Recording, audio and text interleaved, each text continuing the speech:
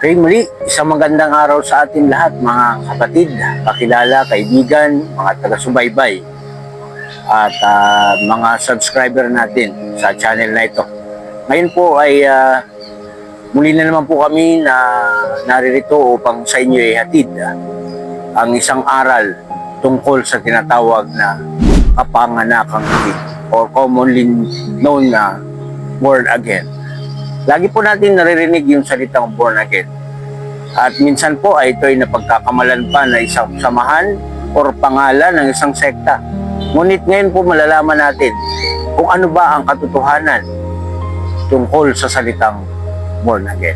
Ngunit bago po tayo dumako doon, ay hinihiling po namin ulit na inyo po suportahan ang channel na ito sa pamamagitan ng inyong pag-subscribe. Kung kayo man po ay hindi pa nakasubscribe sa channel namin, ay maaari lamang po na inyong pindutin ang bell button upang inyong subaybayan ang aming mga upload ng mga video. At doon naman po sa nais na magtanong at mayroong katanungan tungkol sa mga bumabagabag sa inyong mga puso, sa inyong mga kaisipan, tungkol sa mga iba't ibang aral na inyong naririnig, maaari lamang po na inyong comment yan sa ibaba upang aming mabasa at maibigay sa inyo mga kasagutan patungkol sa inyong mga katanungan sa pamamagitan ng mga salita ng Diyos. Ngayon po mga kapatid ay tayo na ay magpapatuloy sa ating nais na ipagkaloob na aral sa araw nito. Yun po yung tungkol sa tinatawag na kapanganakang muli or lagi natin narinig na born again.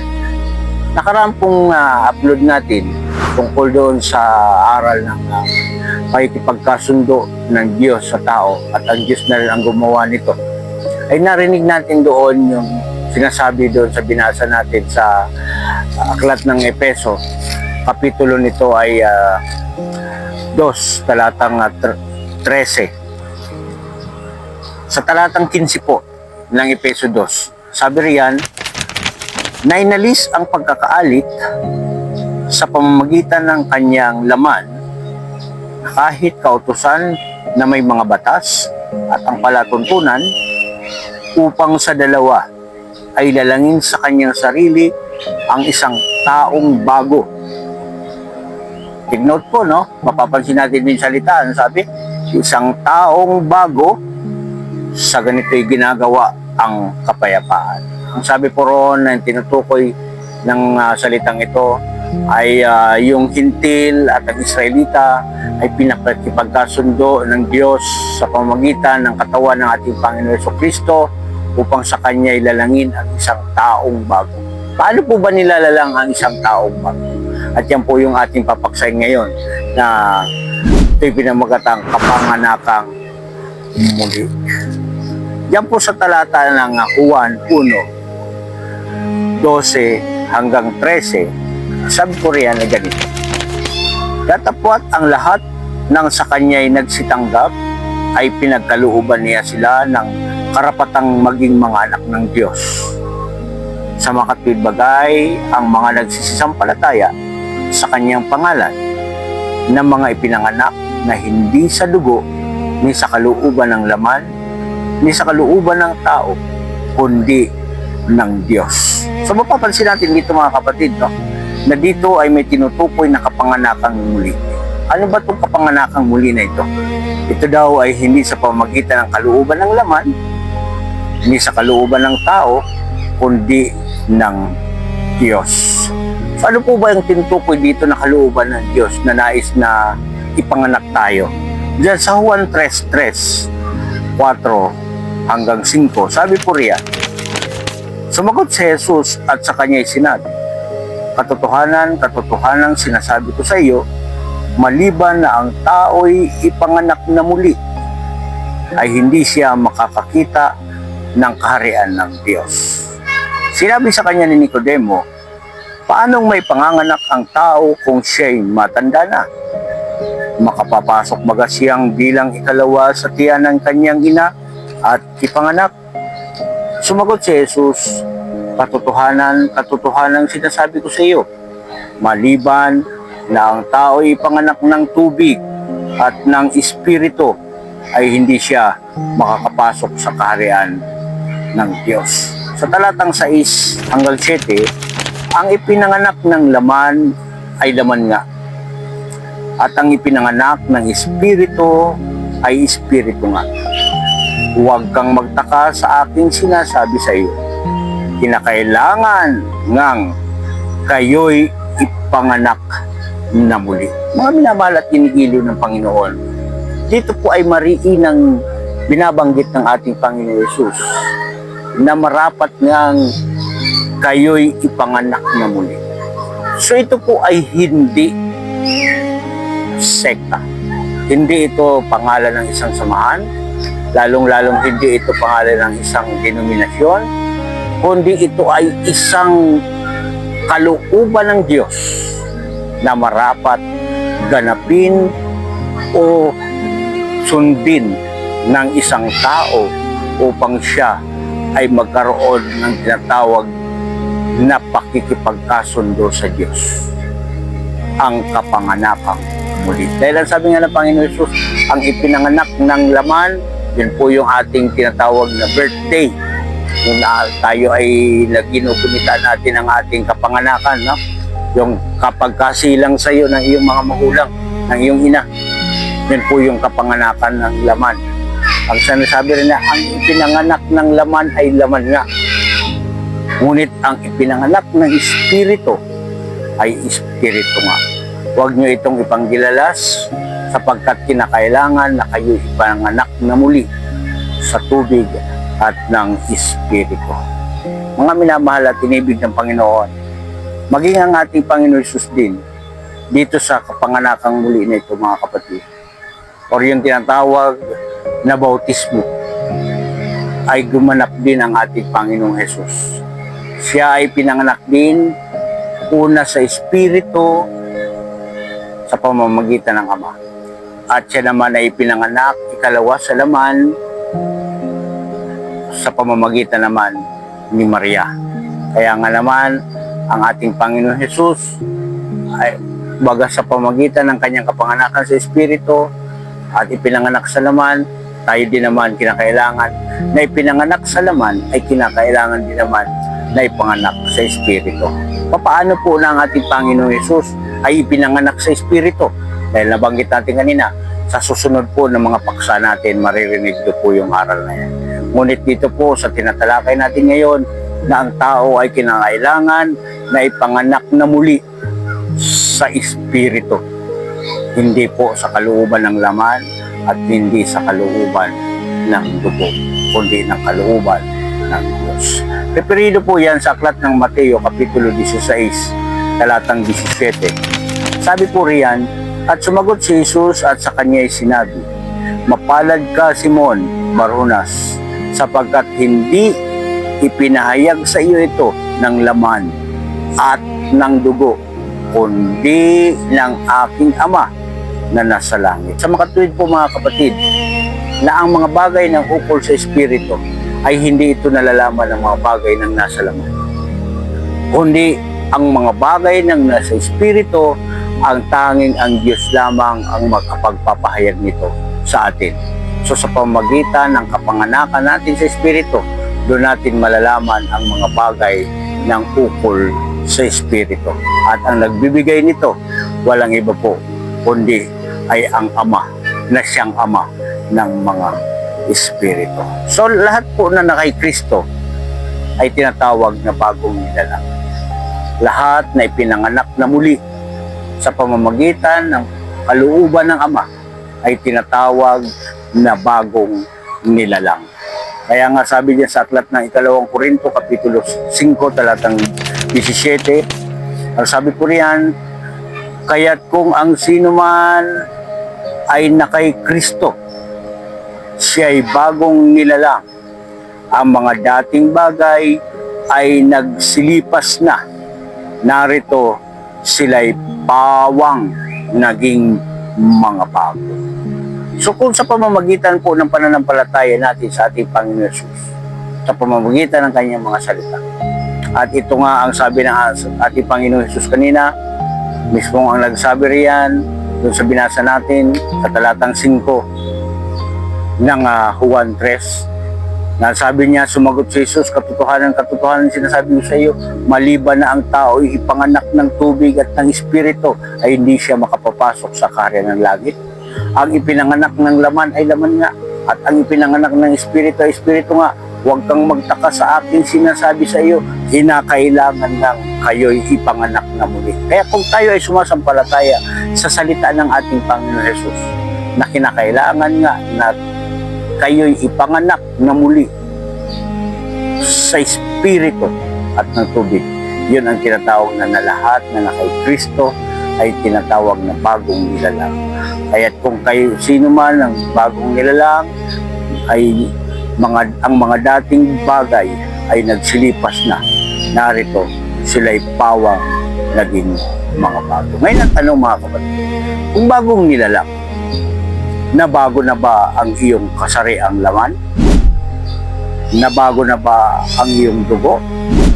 Nabago na ba ang iyong buto? Isang malaking kasagutan po niyan ay hindi. Bakit po hindi nabago ang iyong laman? Hindi nabago ang iyong dugo? Hindi nabago ang iyong buto?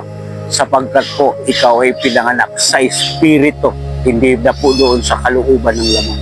Hindi po doon sa kalooban ng buto, hindi sa kalooban ng dugo, kundi tayo ay nabago sa pamamagitan ng kalooban ng Diyos, at yun ay ang Espiritu. Ipinanganak tayo sa Espiritu. Ano ba ang pagbabagong nais tukuyin dito?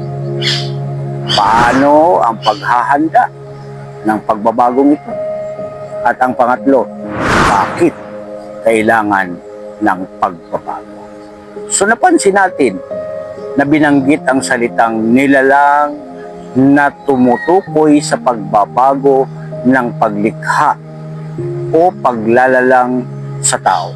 Sa nabanggit na katangian sa itaas ay lilinawin ng Biblia kung ano ang pagbabagong ito.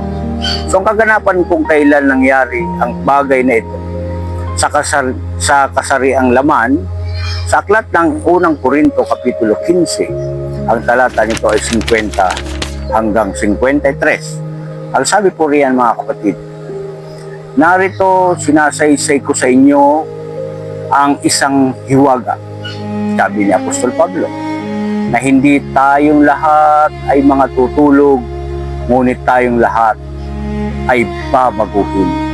Paano? Sa isang sandali, sa isang kisap mata, sa huling pagtunog ng pakakak, sapagkat tutunog ang pakakak at ang mga patay ay mga bubuhay na maguli na walang kasiraan, at tayo'y babaguhin. Sapagkat kinakailangan na ito'y may kasiraan ay magbihis ng walang kasiraan, at itong may kamatayan ay mabihisan ng walang kamatayan.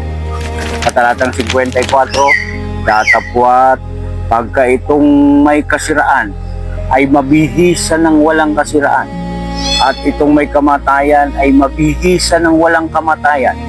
Kung magkagayon ay mangyayari ang wikang nasusulat, nilamon ng pagtatagumpay ang kamatayan. Mga minamahal at iniibig ng Panginoon, ito po ay tinutukoy na pagbabago. Pagbabago sa pamamagitan ng ang isang kasiraan ay mabihisan ng walang kasiraan, at itong may kamatayan ay mabihisan ng walang kamatayan.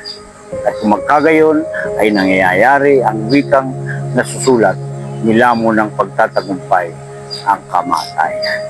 Sa Pilipos 3:20 hanggang 21, sabi niya, sapagkat ang ating pagkamamayan ay nasa langit, mula doon ay hinihintay na malapit ang tagapagligtas, ang Panginoong Jesucristo, na siyang magbabago ng katawan ng ating pagkamababa, upang maging katulad ng katawan ng kanyang kaluwalhatian, ayon sa paggawa na may pagpasusuko niya sa lahat ng mga bagay sa kanya. So ito'y sa pagparito po ng ating Panginoon sa pagbabagong lahi o wakas ng panahon. Kaya po mga minamahal at iniibig ng Panginoon, haba po tayo ngayon ay nabubuhay, ang una po sa atin na babaguhin ay yung ating pagkataong loob, yung ating inner man kung tawagin. yung ating pag-uugali, yung ating tinatawag na espiritu. No? Dahil po nga tayo ay ipinanganak na una sa laman, at ang laman na ito ay dito nakatira ang pita ng laman, yung gawa ng mga tinatawag na makasanglibutan. Kaya kinakailangan upang tayo ay magkamit ng tinatawag na pagbabago, kinakailangan tayo ipanganak na hindi sa kalooban ng laman ng tao o ng buto o ng dugo, kundi ito ay sa kalooban ng Diyos. At yun ay ang kapanganakang muli na tinatawag na born again. Ito po ay ginagawa sa pamamagitan ng bautismo sa tubig at ng Espiritu. At yung pong paksanayan tungkol naman sa bautismo ay amin namang ipagkakaloob yan at ibibahagi sa inyo sa mga susunod pa na mga aralin. Kaya po muli mga kapatid, naway naunawaan po natin kung ano ang nais tukuyin ng ating Panginoon Kristo, na upang tayo ay maging isang bagong nilalang, na magkaroon tayo ng pagkakataon na makalapit sa Diyos. Yun po ang proseso ng Panginoon, na sa pamamagitan ng kapanganakang muli ay tayo ay mapangindapat sa Kanyang Panginoon. Kaya po muli sa patutuo ng mga apostol sa aklat ng unang Timoteo, kapitulo nito ay 4 hanggang 8, kapitulo 4 talatang 8 hanggang 10. Ang sabi riyan, sapagkat sa pagsasanay ng katawan ay may kaunting pakinabang, ngunit ang kabanalang sa lahat ng mga bagay ay pinakikinabangan, na may pangako sa buhay na ito at sa darating. Dapat ang pasabi at nararapat tanggapin ng lahat, na sapagkat dahil dito ay nagsisipagpagal kami at nagsisipagsikap, sapagkat may pag-asa kami sa Diyos na buhay, na siyang tagapagligtas sa lahat ng mga tao, lalong-lalo na sa mga nagsisisampalataya. Kaya po ang kaligtasan mga kapatid ay sa pananampalataya sa salita nito. At ang pananampalatayang yan ay ang pagsunod at pagtupad ng kanyang mga sinasabi. Kaya po isa sa mga bagay na sinabi ng ating Panginoon Jesus, kaya po ang kapanganakang muli ay hindi po ito utos ng tao, hindi po ito utos ng kung sino man, hindi po ito pangalan ng isang denominasyon, hindi po ito pangalan ng isang samahan, kundi ang tinatawag na kapanganakang muli o yung tinatawag na lagi natin naririnig na born again. Ito po ay utos ng Diyos na kinakailangan ganapin ng isang tao. Maliban na ang tao ay panganak na muli sa tubig at sa Espiritu, hindi siya makapapasok sa kaharian ng langit. Muli po, maraming salamat mga kapatid. Ganyan lang po muna ulit tayo. At kami po ay magpapaalam muli. Sa susunod po namin i-upload ng mga aralin. Nawa po ay muli ay masubaybayan ninyo ang aming mga pagtatalakay na ito, upang lalo tayong mabuksan at maunawaan natin ang mga katotohanan tungkol sa mga salita ng Diyos. Kaya muli po, maraming salamat mga kapatid, at naway pagpalain tayo ng Panginoon, at saan man tayo naroon, sa amang bansa, saan mang lugar, anumang wika, lahi, naway magkaisa tayo sa isang kalooban ng Panginoon, sa pag-ibig sa Diyos una, at pag-ibig sa kapwa ng gaya ng sa ating sarili. Maraming salamat at isang magandang araw sa inyo mga kapatid.